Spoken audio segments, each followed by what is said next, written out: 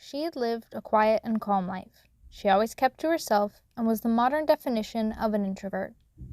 She spent most of her free time reading. There was nothing she loved more than a good adventure. In fact, she read so many adventures that she wished she were young enough to go on one herself. She wished she had done more in her youth, so she didn't have to lament about it now. But alas, her life had been what it was, and it was too late now to change it. She would have to live through her books. Today was different, though. Today she found a book she couldn't remember ever purchasing, and yet there it was, sitting on her shelf as if she had. She wondered at it, and then curiosity, but maybe something more than curiosity, told her to open it. In a moment she was suddenly standing in front of a lake she had never been to before.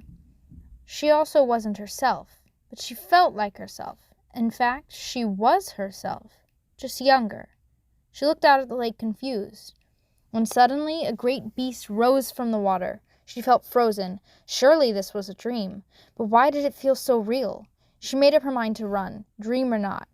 And then there it was, the book. She wasn't sure why, but she lunged to grab it, slammed it open, and she was in a field, quiet and calm, just like she was used to.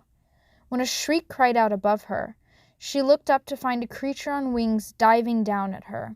She looked around for the book. She looked back up at the creature closing in and snatched it open. She was in a cluttered room. She looked at the door, wondered how safe it might be outside, and thought she'd test it when she caught a look at the shopkeep. Only whatever that thing was, it couldn't have been the shopkeeper. It was something else. She panicked for the book. It had to be somewhere in this room among the clutter and things. She scrambled to find it, digging through shelves. Once she had spotted it, she couldn't open it fast enough. And then she was at a train track. Her instinct kicked in immediately, and she scanned for both the book and the threat. She wanted out of this loop. She saw them at last. The book lay at the bottom of the hill, and the monster stood near it.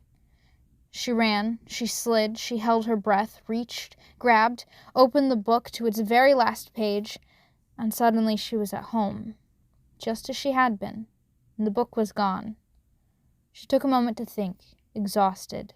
That had felt real. Was she going mad? Could she trust her own mind? She resolved to leave this question unanswered for the present, and decided perhaps her very normal books were adventure enough.